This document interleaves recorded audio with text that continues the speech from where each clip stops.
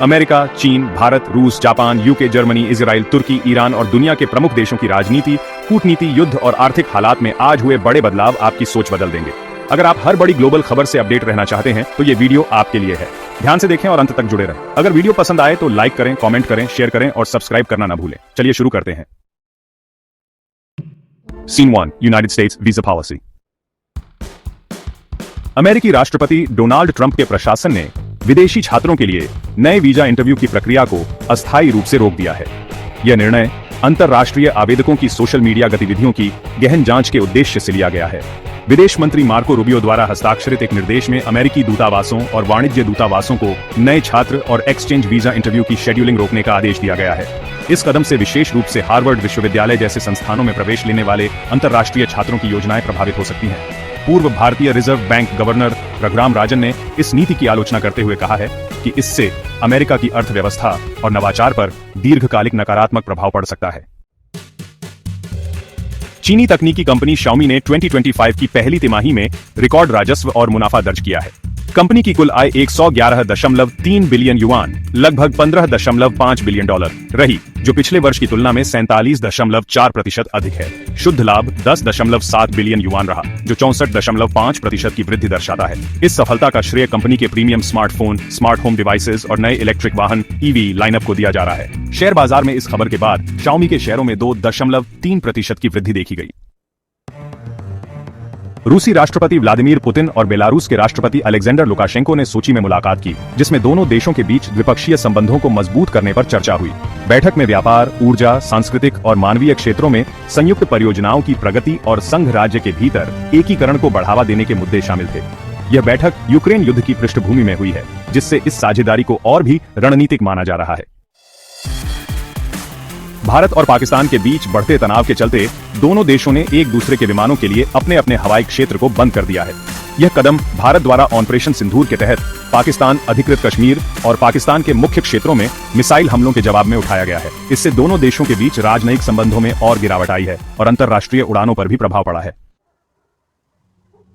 Japan की संसद ने एक नया कानून पारित किया है, जिसका उद्देश्य कृत्रिम बुद्धिमत्ता के विकास को प्रोत्साहित करना और इसके संभावित जोखिमों को संबोधित करना है। यह कानून AI के दुरुपयोग को रोकने, व्यक्तिगत जानकारी की सुरक्षा सुनिश्चित करने और कॉपीराइट उल्लंघनों से निपटने के लिए दिशा निर्देश प्रदान करता है। इसके तहत यदि AI का उपयोग आपराधिक गतिविधियों में होता है तो सरकार संबंधित व्यवसायों के नाम सार्वजनिक कर सकती है। यह कानून जापान को वैश्विक AI नियमन के क्षेत्र में अग्रणी बना सकता है। जर्मनी की एक अदालत ने एक पेरू के किसान द्वारा दायर एक ऐतिहासिक जलवायु मुकदमे में फैसला सुनाया, जिसमें किसान ने जर्मन ऊर्जा कंपनी RWE पर ग्लोबल वार्मिंग के लिए जिम्मेदार ठहराया था। अदालत ने किसान के दावे को खारिज कर दिया, यह कहते हुए कि RWE को व्यक्तिगत रूप से जलवायु परिवर्तन के लिए जिम्मेदार नहीं ठहराया जा सकता। यह मामला जलवायु न्याय के क्षेत्र में एक महत्वपूर्ण मिसाल माना जा रहा था।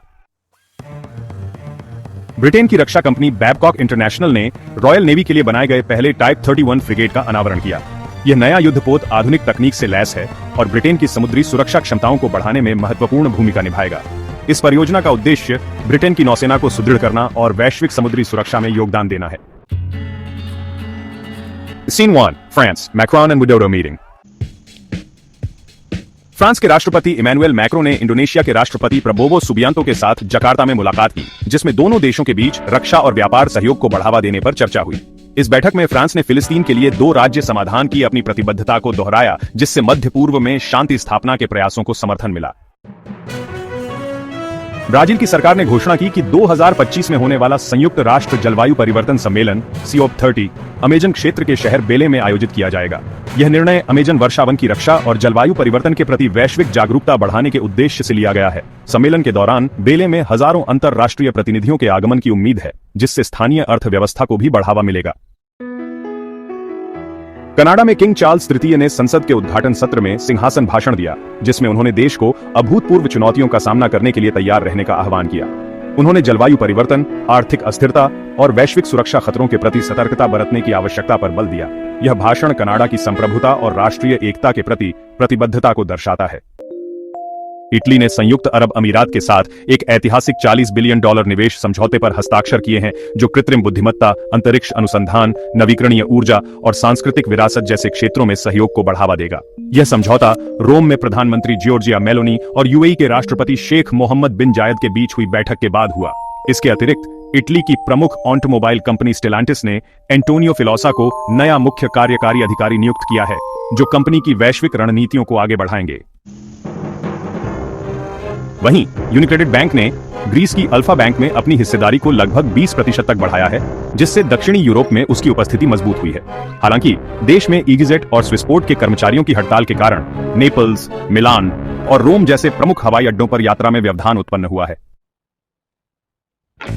ऑस्ट्रेलिया में विपक्षी लिबरल और नेशनल पार्टियों ने एक सप्ताह के विभाजन के बाद पुनः गठबंधन किया है, जिससे देश की राजनीतिक स्थिरता में सुधार हुआ है। हालांकि इस पुनर्गठन में कुछ वरिष्ठ नेताओं को पीछे हटना पड़ा है। इसके अलावा उत्तरी क्षेत्र में एक 24 वर्षीय आदिवासी व्यक्ति की पुलिस हिरासत में मृत्यु ने मानवाधिकार संगठनों को चिंतित किया है। सरकार ने वुडसाइड एनर्जी के नॉर्थ वेस्ट शेल्फ गैस परियोजना को 2070 तक विस्तारित करने की अनुमति दी है, जिससे पर्यावरण समूहों में नाराजगी है। अर्थव्यवस्था में मुद्रास्फीति 2.4% पर स्थिर है, लेकिन अंडों की कीमतों में 20% की वृद्धि हुई है। न्यू साउथ वेल्स में बाढ़ के कारण 9,000 से अधिक लोग प्रभावित हुए हैं और हजारों बीमा दावे दर्ज किए गए हैं।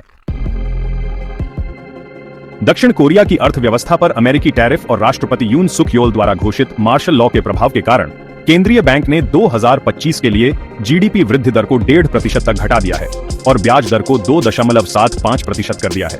इसके अलावा अमेरिकी राष्ट्रपति डोनाल्ड ट्रंप द्वारा सोशल मीडिया गतिविधियों पर कड़ी निगरानी के चलते दक्षिण कोरियाई छात्रों को सतर्क रहने की चेतावनी दी गई है। सेना और पुलिस के 9 अधिकारियों को मार्शल लॉ के दौरान नेशनल असेंबली की नाकेबंदी और गिरफ्तारी अभियानों में शामिल होने के आरोप में अभियुक्त बनाया गया है। वहीं गुमी शहर में 27 से 31 मई तक एशियाई एथलेटिक्स चैंपियनशिप का आयोजन किया जा रहा है, जिसमें कई प्रमुख एथलीट भाग ले रहे हैं। तुर्की ने विमान यात्रियों के लिए एक नया नियम लागू किया है, जिसके तहत विमान के पूरी तरह से रुकने से पहले सीट बेल्ट खोलने, ओवरहेड कंपार्टमेंट तक पहुंचने या गलियारे में खड़े होने पर जुर्माना लगाया जाएगा। यह कदम विमान सुरक्षा सुनिश्चित करने के लिए उठाया गया है। इसके अलावा तुर्की के विदेश मंत्री ने मास्को में शांति प्रयासों पर चर्चा के बाद कीव का दौरा करने की योजना बनाई है, जिससे यूक्रेन संघर्ष के समाधान में तुर्की की मध्यस्थता भूमिका को बल मिलेगा। सऊदी अरब की सुप्रीम कोर्ट ने 28 फरवरी 2025 को रमजान के चांद की दृष्टि की पुष्टि की है, जिससे देश में रमजान का पवित्र महीना 1 मार्च से शुरू होगा।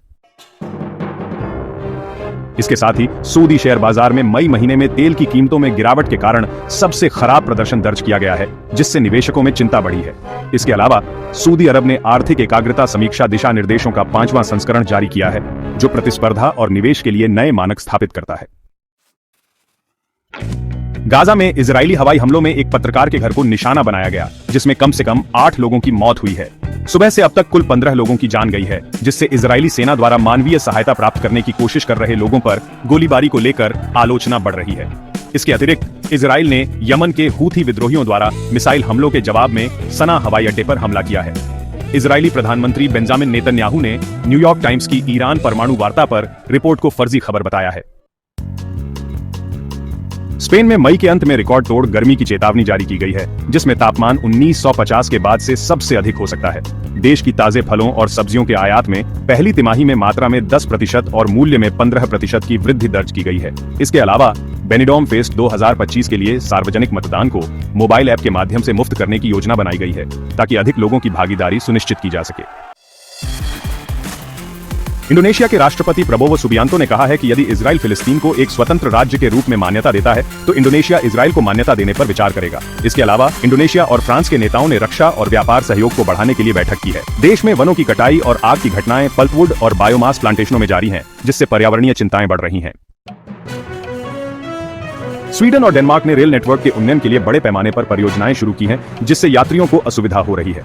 स्वीडन की फिल्म निर्माता जोसेफिन बोर्नेबुश ने नई कॉमेडी फिल्म द स्टॉर्म की घोषणा की है, जिसमें कई प्रसिद्ध कलाकार शामिल होंगे। इसके अलावा स्वीडन की कंपनी मिलो ने ओट्स और माइसीलियम से बने विश्व के पहले संयंत्र आधारित प्रोटीन फैक्ट्री की शुरुआत की है, जो मांस के विकल्प के रूप में काम करेगा। नीदरलैंड्स की फार्मिंग ग्रुप ने जून में निवेशक सम्मेलनों में भाग लेने की घोषणा की है, जिससे कंपनी की वैश्विक उपस्थिति बढ़ेगी। इसके अलावा नीदरलैंड्स में विश्वविद्यालय परिसरों पर फिलिस्तीन समर्थक प्रदर्शनों में वृद्धि हुई है, जिससे पुलिस और प्रदर्शनकारियों के बीच तनाव बढ़ा है। नीदरलैंड्स की राजधानी हेग में 24 से 26 जून 2025 को नाटो शिखर सम्मेलन आयोजित किया जाएगा, जिसमें रक्षा और सदस्यता से संबंधित मुद्दों पर चर्चा की जाएगी। स्विट्जरलैंड के ब्लैटन गांव में भूस्खलन की स्थिति गंभीर बनी हुई है। विज्ञानियों ने चेतावनी दी है कि यदि बारिश जारी रहती है तो और बड़े भूस्खलन हो सकते हैं, जिससे गांव के निवासियों की सुरक्षा पर खतरा बढ़ सकता है। इस संकट के मद्देनजर स्थानीय प्रशासन ने आपातकालीन योजनाएं तैयार की हैं और प्रभावित क्षेत्रों से लोगों को सुरक्षित स्थानों पर स्थानांतरित किया जा रहा है। ईरान और संयुक्त राज्य अमेरिका के बीच परमाणु वार्ता में गतिरोध बना हुआ है। दोनों देशों के बीच 5 दौर की वार्ता के बाद भी प्रमुख मुद्दों पर सहमति नहीं बन पाई है। हालांकि ईरान ने संकेत दिया है कि यदि समझौता होता है तो वह अंतर्राष्ट्रीय परमाणु ऊर्जा एजेंसी यानी IAEA के अमेरिकी निरीक्षकों को अपनी परमाणु सुविधाओं का निरीक्षण करने की अनुमति देने पर विचार कर सकता है। इससे दोनों देशों के बीच विश्वास निर्माण की दिशा में एक सकारात्मक कदम माना जा सकता है। दक्षिण अफ्रीका में एक दिलचस्प घटना घटी जब एक विशाल हाथी सील को समुद्री तटीय शहर के एक सड़क पर घूमते हुए देखा गया। स्थानीय निवासियों और पर्यटकों के लिए यह दृश्य आश्चर्यचकित करने वाला था। विशेषज्ञों का मानना है कि यह सील समुद्र से बाहर आकर भ्रमण कर रही थी, जो समुद्री जीवन के विविधता को दर्शाता है। मिस्र के पुरातत्व मंत्रालय ने हाल ही में 3 प्राचीन कब्रों की खोज की घोषणा की है, जो हजारों साल पुरानी हैं। इन कब्रों में अद्वितीय चित्रकला और शिल्पकला के उदाहरण पाए गए हैं, जो प्राचीन मिस्र की सांस्कृतिक धरोहर को उजागर करते हैं। यह खोज पुरातत्वविदों के लिए महत्वपूर्ण मील का पत्थर है और मिस्र की प्राचीन सभ्यता के अध्ययन में योगदान देती है। सिंगापुर में 2025 का बैडमिंटन ओपन 27 मई से 1 जून तक सिंगापुर इंडोर स्टेडियम में आयोजित हो रहा है।